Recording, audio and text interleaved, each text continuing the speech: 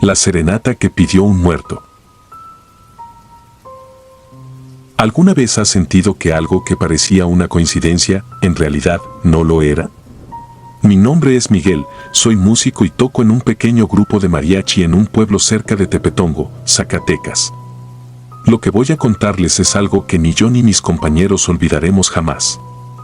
No lo contaría si no fuera porque a veces, cuando cierro los ojos, vuelvo a revivirlo como si hubiera sucedido ayer.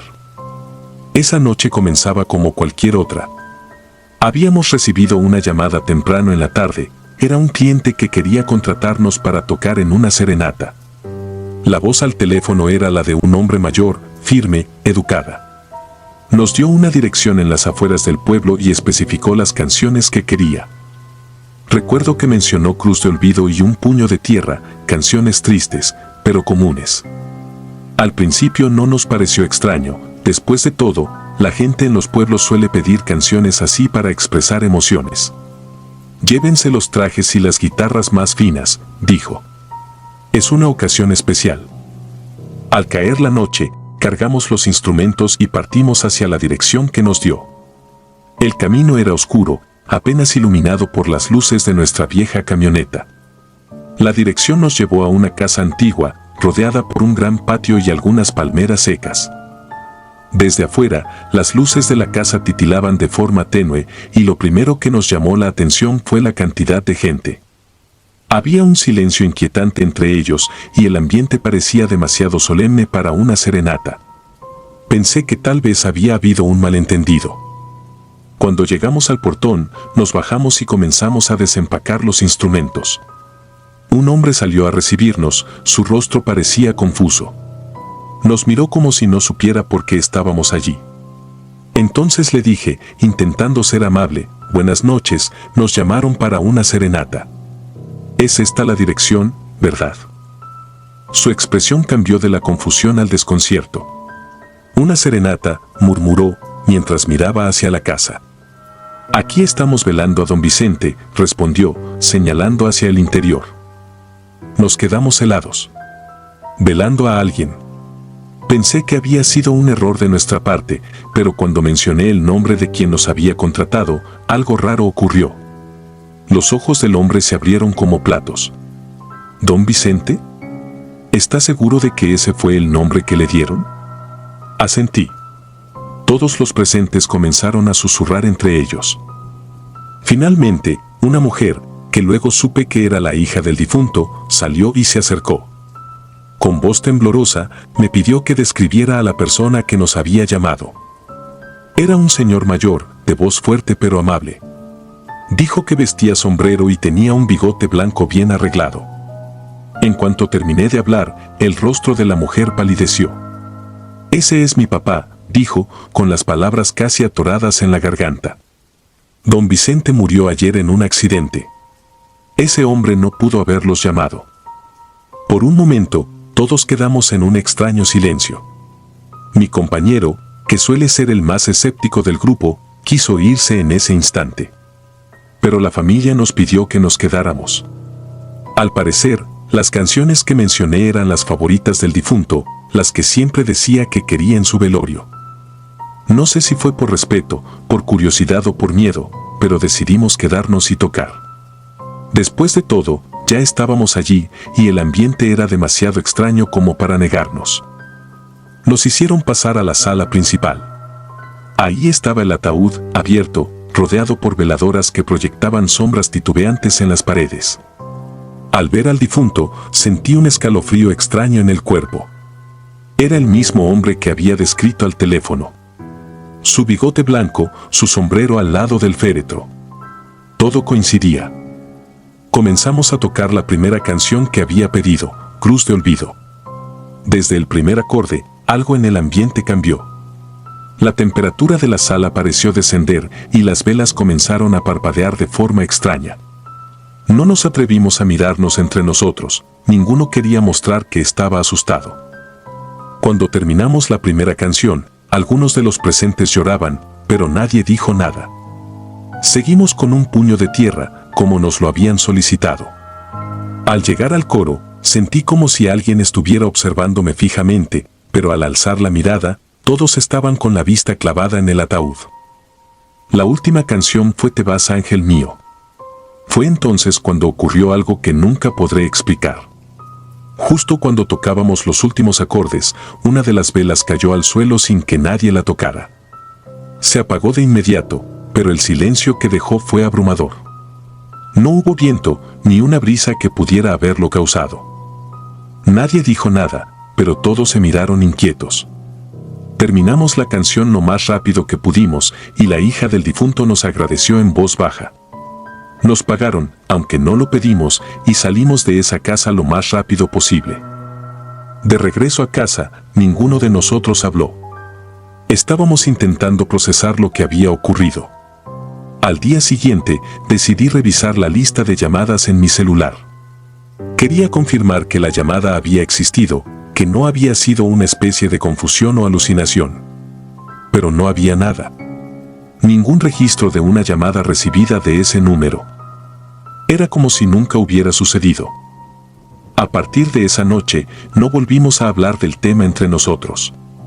Cada vez que toco Cruz de Olvido o Un puño de tierra, siento una extraña incomodidad, como si volviera a estar en esa sala con el ataúd frente a mí. Tal vez fue un último deseo cumplido de alguien que no quiso irse sin escuchar sus canciones favoritas. O tal vez, simplemente, hay cosas que no debemos tratar de entender. El espíritu de mi amigo. Hay momentos en la vida que nunca se olvidan, imágenes y sensaciones que se graban tan profundamente en la memoria que, aunque pasen los años, parecen tan frescas como el día en que ocurrieron. Este es uno de esos momentos. Mi nombre es Isen y esto sucedió en 2011, cuando tenía 22 años y vivía en un pequeño pueblo de Nuevo México. Era un lugar tranquilo, con calles polvorientas y un cielo tan vasto que podías perderte mirándolo por horas. Jamás pensé que algo así pudiera ocurrir en un lugar tan común, y mucho menos que me marcara para siempre. Todo empezó con la muerte de Jacob. Él no era solo mi mejor amigo, era como un hermano para mí. Habíamos crecido juntos, compartido secretos, risas y planes que nunca llegaríamos a cumplir. Su muerte fue un golpe devastador. Un accidente de auto en una carretera desierta se lo llevó en un instante. Decían que perdió el control y chocó contra un árbol. No hubo testigos, solo los restos destrozados del coche y de su cuerpo. Por eso, en su funeral, el ataúd estaba cerrado. Su madre no quería que nadie lo recordara de esa manera, y aunque lo entendía, eso hizo que todo se sintiera más irreal. Era como si dentro de ese cajón no hubiera nadie, como si Jacob aún estuviera en alguna parte, esperando regresar.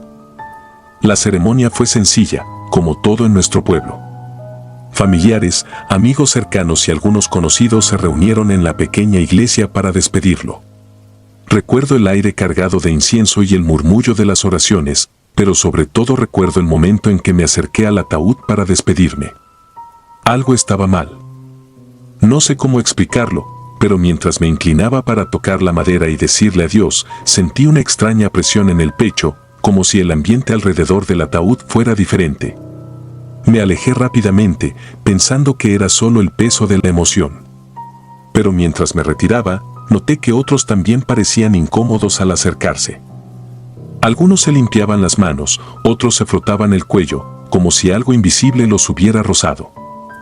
La incomodidad continuó durante todo el servicio. Era como si nadie supiera qué decir o cómo comportarse. No era el típico duelo, había algo en la sala que hacía que todos parecieran nerviosos, mirando alrededor como si esperaran que algo más sucediera. Cuando terminó la ceremonia, todos nos dispersamos rápidamente. No se quedó nadie más del tiempo necesario, ni siquiera los amigos más cercanos. Me fui a casa sin decir nada, tratando de olvidar ese día. Esa noche fue extraña desde el principio. El aire se sentía pesado, como si algo estuviera fuera de lugar. Traté de distraerme viendo televisión, pero no podía concentrarme. Cambiaba de canal sin parar, buscando algo que llenara el vacío. Cuando finalmente decidí apagar el televisor y acostarme, sentí un cansancio diferente, no solo físico, sino emocional, como si todo el peso del día me estuviera aplastando. Me quedé dormido casi al instante. No sé cuánto tiempo pasó antes de que despertara, pero cuando lo hice, no fue por mi propia cuenta. Un ruido me sacó del sueño, un zumbido constante y bajo, como el de un aparato electrónico. Me levanté lentamente y cuando miré hacia la sala, vi la luz azul del televisor encendido. Lo primero que pensé fue que lo había dejado prendido, pero sabía que no era así. Me acerqué para apagarlo, pero lo que vi en la pantalla me detuvo en seco. Era una figura. No era una imagen clara, más bien una silueta oscura, pero algo en ella me resultaba familiar. Estaba estática, inmóvil, en medio de un fondo grisáceo. Era como si estuviera mirándome desde el otro lado de la pantalla. En ese momento, una sensación de reconocimiento me golpeó. Esa figura, esa postura, era Jacob. Mi cuerpo reaccionó antes que mi mente, retrocedí un paso sin quitar la vista de la pantalla. No podía ser él, pero al mismo tiempo sabía que lo era. Era como si algo en mí lo reconociera, algo que no podía ignorar. De repente, la imagen se desvaneció. La pantalla se apagó por completo, dejando la sala en una oscuridad absoluta. Durante unos segundos, todo estuvo en completo silencio. Luego, la televisión volvió a encenderse sola, pero esta vez no había ninguna figura, solo estática, el clásico ruido blanco llenando la habitación. Me acerqué y desconecté el televisor de la corriente, asegurándome de que no volviera a encenderse. Después de eso, no pude volver a dormir. Me quedé sentado en mi cama, esperando que amaneciera, tratando de convencerme de que todo había sido mi imaginación. Pero no lo fue. A la mañana siguiente, al revisar mi celular, noté algo que me dejó helado. Había un mensaje de voz de un número desconocido. Al reproducirlo, lo único que escuché fue estática, el mismo sonido que había salido del televisor la noche anterior. Intenté borrarlo, pero cada vez que lo hacía, el mensaje reaparecía en mi bandeja. No sé cuántas veces lo intenté antes de rendirme. Algo estaba pasando, algo que no podía entender. En los días siguientes, otras cosas comenzaron a ocurrir. Mi guitarra, que había dejado guardada en su estuche, apareció fuera de él una mañana, con las cuerdas afinadas como si alguien la hubiera usado. En otra ocasión, encontré un viejo casete en mi habitación, uno que Jacob y yo habíamos grabado cuando éramos niños. Estaba en un rincón donde nunca lo había visto antes. Las cosas parecían acumularse, pequeñas señales que me llevaban de vuelta a él. Finalmente, decidí hablar con la madre de Jacob. No sabía qué esperaba obtener, pero sentía que tenía que hacerlo. Cuando llegué a su casa, noté que estaba agotada, como si no hubiera dormido en días. Me contó que había sentido su presencia, que pequeños objetos en su casa se movían de lugar, que las fotos de Jacob caían al suelo sin motivo aparente. Al escucharla, supe que no estaba solo en esto. No era mi imaginación, algo estaba ocurriendo. No sé si Jacob intentaba despedirse, si quería decir algo o si simplemente no podía aceptar que había partido. Lo que sí sé es que después de un par de semanas, todo se detuvo. El televisor dejó de encenderse, los mensajes desaparecieron y las señales cesaron. Fue como si, de alguna manera, hubiera encontrado la paz que buscaba. Hasta el día de hoy, no puedo explicar lo que ocurrió. Pero cada vez que pienso en Jacob, no siento miedo, sino una extraña tristeza. Tal vez algunos lazos son tan fuertes que ni siquiera la muerte puede romperlos. Y aunque nunca sabré por qué sucedió, quiero creer que fue su forma de decir adiós. La mujer del collar de perlas. ¿Alguna vez has sentido que algo, o alguien, está fuera de lugar? No hablo de perder un objeto o de olvidar algo importante. Hablo de esa sensación incómoda, como si el mundo no estuviera funcionando como debería, como si algo hubiera cruzado una línea que no debería cruzarse. Soy Eduardo, soy de Guadalajara, y lo que les voy a contar sucedió cuando tenía 23 años. Es un recuerdo que, por más que he intentado enterrar, vuelve a mí en momentos inesperados, como si me estuviera llamando desde un rincón oscuro de mi mente. Todo comenzó en el funeral de Sofía, una amiga cercana de la universidad. Ella murió en un accidente de auto mientras regresaba de una fiesta. Todos decían que fue algo trágico pero inevitable, un descuido que se convirtió en su final. Cuando me enteré, sentí una mezcla de incredulidad y tristeza, como si no pudiera procesar que alguien tan lleno de vida pudiera desaparecer de repente. No podía faltar al funeral, así que me puse un traje negro y me dirigí al Panteón de Belén, un lugar famoso en Guadalajara, lleno de historias antiguas y leyendas que nunca había tomado en serio. Hasta ese día. El funeral se llevó a cabo en una de las salas de velación más antiguas del lugar. Era un espacio pequeño, con bancos de madera desgastados y velas colocadas en cada esquina, proyectando sombras que se alargaban por las paredes. Llegué un poco tarde, así que entré en silencio y me senté en la parte trasera. Desde ahí podía observar a todos los presentes. Había un aire pesado en la sala, como si la tragedia de la muerte de Sofía estuviera impregnada en el ambiente. Nadie hablaba mucho, solo se escuchaban los murmullos de las oraciones y el crujido de las bancas cuando alguien cambiaba de posición. Mientras miraba alrededor, noté a una mujer que no reconocí. Estaba sentada sola, en la primera fila, justo frente al ataúd. Era mayor, probablemente en sus 70 u 80 años, y llevaba un vestido negro que parecía sacado de otra época. Lo que más llamó mi atención fue su collar de perlas, perfectamente colocado alrededor de su cuello. No se movía, no lloraba, solo miraba el ataúd con una intensidad inquietante. No podía apartar la vista de ella. Había algo en su presencia que no encajaba. Quizás era su ropa anticuada o la forma en que parecía tan desconectada del resto de las personas. Cuando terminó la ceremonia, todos salimos al patio para el entierro. Me acerqué a un par de amigos para preguntar quién era la mujer, pero nadie parecía haberla notado. Mientras caminábamos hacia la tumba, miré hacia atrás y vi que seguía ahí, inmóvil, observando cómo el ataúd era llevado al lugar final de descanso. Fue entonces cuando algo extraño ocurrió. Por un segundo, me pareció que ella me estaba mirando directamente. No fue un vistazo casual, fue una mirada fija, como si supiera que la estaba observando. Un escalofrío me recorrió el cuerpo, pero aparté la vista rápidamente. Cuando volví a buscarla, ya no estaba. El entierro continuó sin incidentes, pero no podía quitarme a la mujer de la cabeza. Más tarde, en la recepción que se organizó en casa de la familia de Sofía, decidí preguntar nuevamente.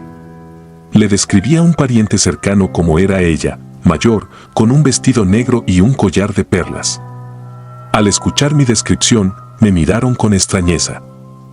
No había nadie así en el funeral, me dijeron.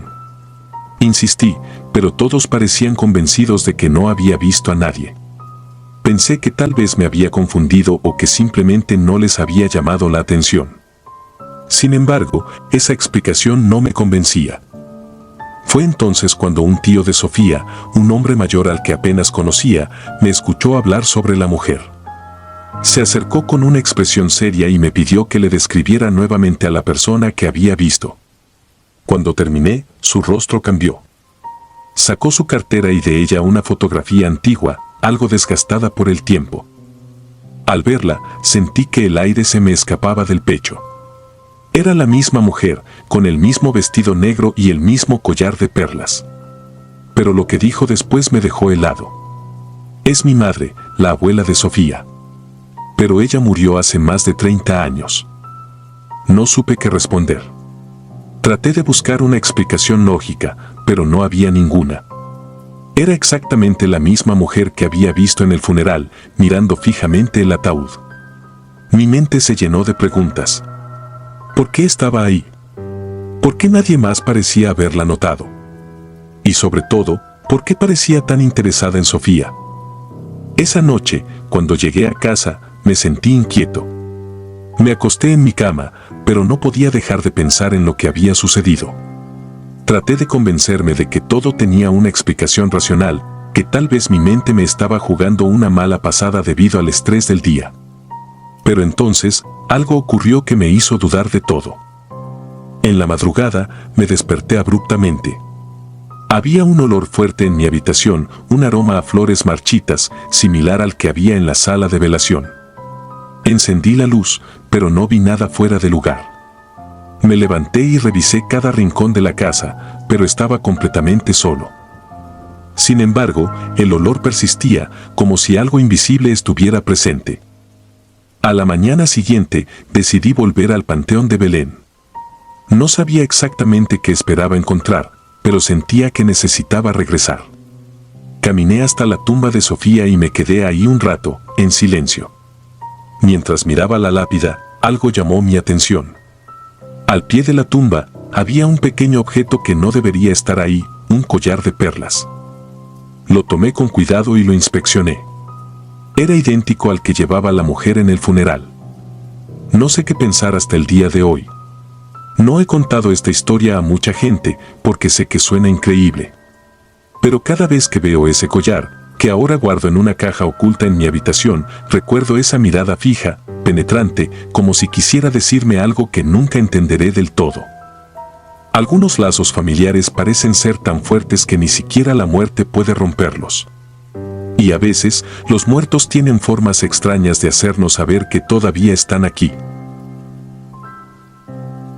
El funeral de la bruja. Hay cosas que uno no debería presenciar, eventos que rompen con lo que entendemos como real y que cambian nuestra forma de ver el mundo para siempre.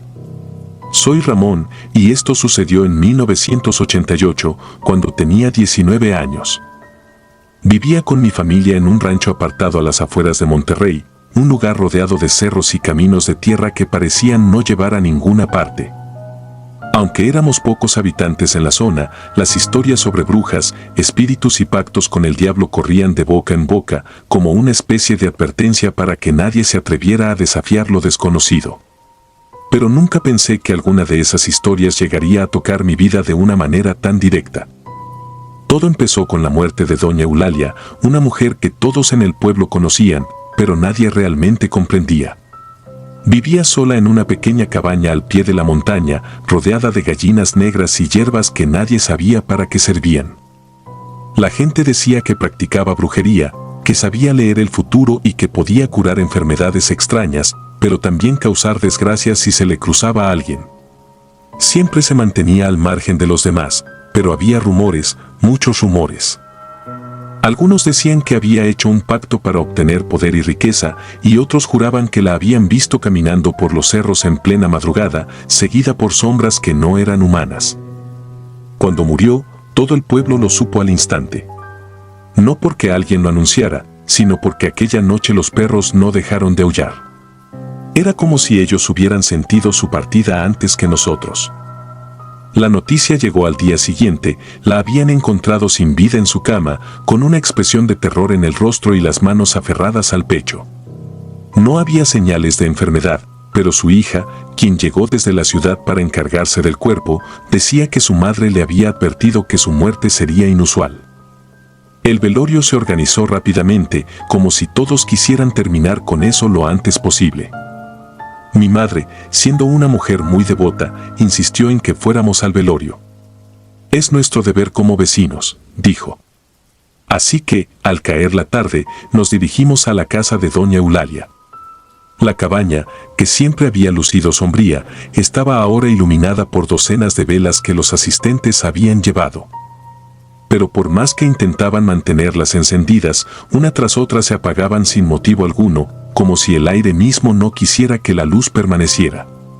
A pesar de ello, la gente seguía llegando, algunos por respeto, otros por pura curiosidad. El ambiente dentro de la cabaña era sofocante. Había un olor extraño, una mezcla de flores marchitas y algo más, algo metálico, como sangre seca. El ataúd estaba en el centro de la sala, rodeado por un grupo pequeño de personas que rezaban en voz baja. Me acerqué para verlo de cerca, pero algo me detuvo antes de llegar.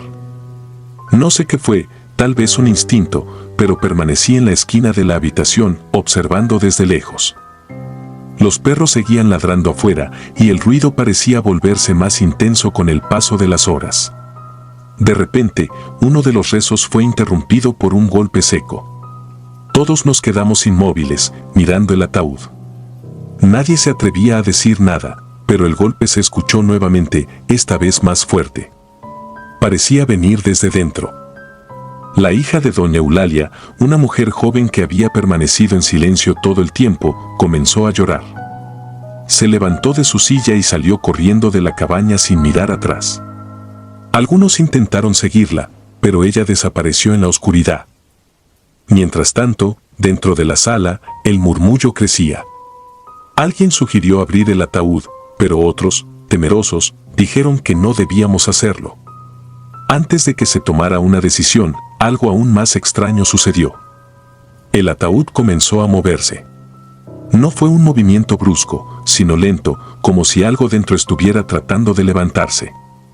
Las velas que aún permanecían encendidas se apagaron todas al mismo tiempo y la sala quedó en completa oscuridad.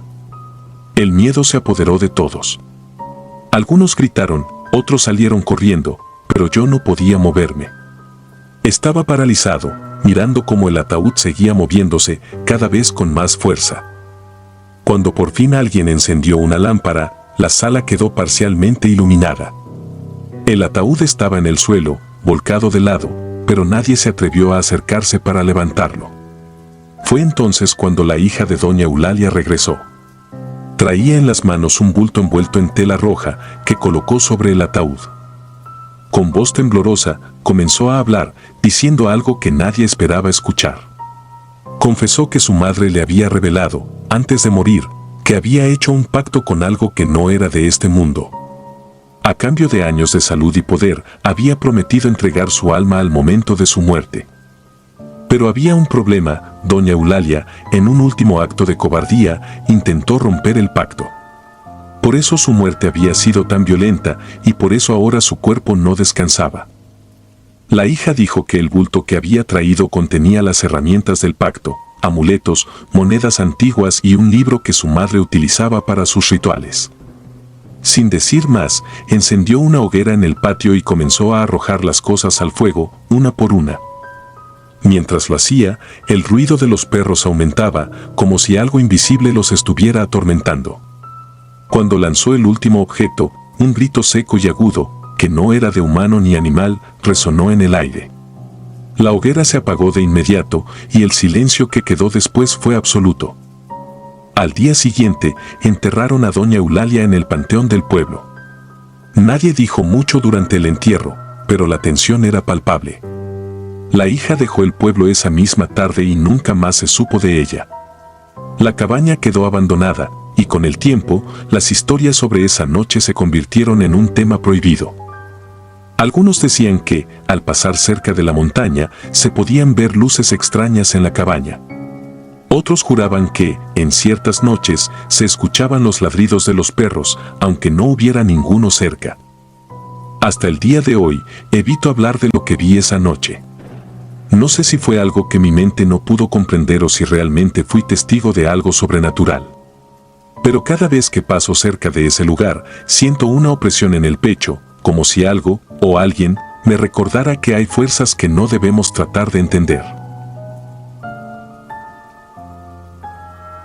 El entierro interrumpido. A veces, hay eventos que ocurren frente a tus ojos, que ves con total claridad, pero que desearías haber imaginado. Algo que simplemente no puedes olvidar, sin importar cuánto lo intentes.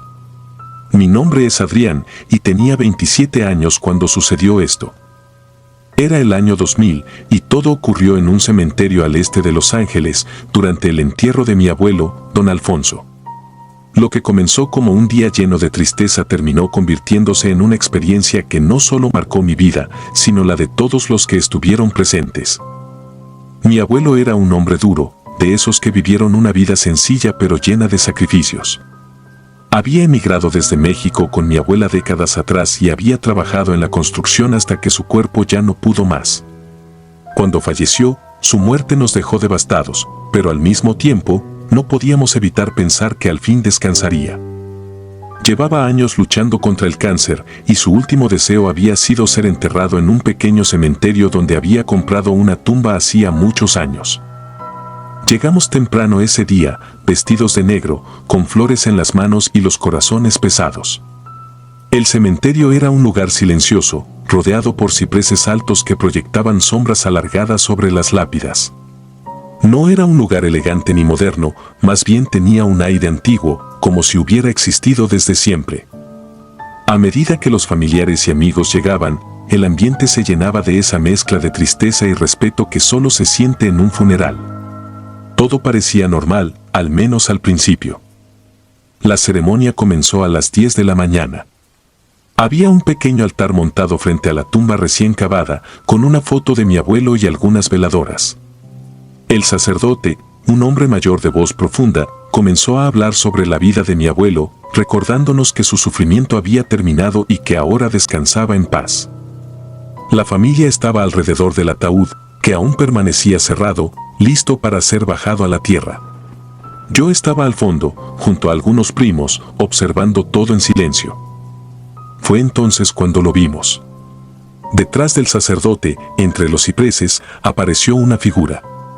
Era alta, delgada, vestida completamente de negro. Al principio pensé que era alguien que había llegado tarde, tal vez un amigo de mi abuelo que no reconocía. Pero había algo extraño en su presencia. No se movía, solo estaba ahí, inmóvil, mirando hacia el altar. La luz del sol no parecía alcanzarlo, como si las sombras lo envolvieran por completo. No fui el único que lo notó. Varios de los presentes comenzaron a mirar en esa dirección, sus expresiones cambiando de confusión a inquietud. Nadie dijo nada, pero la incomodidad era evidente. Cuando el sacerdote terminó de hablar y dio la señal para que bajaran el ataúd, me atreví a buscar con la mirada a esa figura otra vez. Había desaparecido. No hubo ningún movimiento, ningún ruido de pasos. Simplemente ya no estaba. Intenté apartar la imagen de mi mente, diciéndome que tal vez había sido alguien que no quiso interrumpir la ceremonia y se había retirado. Pero lo que ocurrió después hizo que esa idea desapareciera por completo. Justo cuando los sepultureros comenzaron a bajar el ataúd a la fosa, un sonido aterrador llenó el aire. No era algo que viniera de nosotros, los vivos. Era un grito, largo y desgarrador, como si alguien estuviera atrapado bajo la tierra y suplicara ayuda. El grito paralizó a todos. Algunas mujeres comenzaron a llorar, otras personas retrocedieron y el sacerdote intentó mantener la calma, aunque su rostro estaba tan pálido como una hoja. El sonido parecía salir directamente de la tumba. No tenía explicación. No había nadie más cerca, no había bocinas, ni viento, ni nada que pudiera justificarlo. Los sepultureros dejaron caer las cuerdas y el ataúd quedó inclinado en el borde de la fosa. Todo se detuvo. Fue entonces cuando un tío mío, el hijo mayor de mi abuelo, gritó que sacaran el ataúd. No fue una petición, fue una orden. Aunque la mayoría estaba en shock, algunos hombres se acercaron para levantarlo de nuevo y colocarlo sobre el césped. Nadie podía hablar. Solo mirábamos, esperando que alguien hiciera algo. Uno de mis primos, el más valiente de todos, decidió abrirlo. Su lógica era que tal vez había habido un error, que tal vez mi abuelo no estaba realmente muerto. A pesar de lo absurdo que sonaba, en ese momento parecía la única explicación. Cuando abrieron el ataúd, la escena fue más aterradora de lo que cualquiera de nosotros podría haber imaginado. Mi abuelo estaba ahí, pero no como lo habíamos dejado. Sus manos, que habíamos colocado cruzadas sobre su pecho, estaban ahora levantadas, con los dedos rígidos y torcidos, como si hubiera intentado empujar la tapa del ataúd desde dentro. Su rostro, que había sido arreglado cuidadosamente por la funeraria, mostraba una expresión de puro terror, como si hubiera visto algo que lo había horrorizado en sus últimos momentos. El sacerdote comenzó a rezar en voz alta, mientras otros familiares lloraban o simplemente se alejaban, incapaces de mirar. Yo no podía moverme. Estaba congelado, viendo cómo algo imposible se desarrollaba frente a mí. Mi mente buscaba una respuesta lógica, pero no había ninguna. No podía ser un error de la funeraria. Mi abuelo había sido velado toda la noche anterior y su cuerpo no se había movido ni un centímetro. Uno de los trabajadores del cementerio intentó intervenir, diciendo que debía ser algún tipo de fenómeno natural, que los gases del cuerpo podían haber causado los movimientos. Pero nadie le creyó. Todos sabíamos lo que habíamos escuchado. Ese grito no era algo que pudiera explicarse tan fácilmente. No era algo humano. Finalmente, el sacerdote bendijo el ataúd nuevamente y, con mucha dificultad, lograron cerrarlo. Esta vez, nadie habló mientras lo bajaban a la tumba. El silencio era absoluto. No hubo despedidas, ni palabras de consuelo. Solo queríamos que todo terminara. Cuando el último puñado de tierra cubrió el ataúd, el grito cesó. El aire se sintió más liviano, pero el miedo seguía ahí, como una sombra que nos seguiría para siempre. No he vuelto a ese cementerio desde entonces. A veces, cuando estoy solo, pienso en la figura que vimos ese día, en los gritos y en la expresión de mi abuelo. No sé qué ocurrió realmente, pero hay algo de lo que estoy seguro, no fue un error. Hay cosas que no entendemos, cosas que no pertenecen a este mundo pero que, de alguna manera, se cruzan en nuestro camino.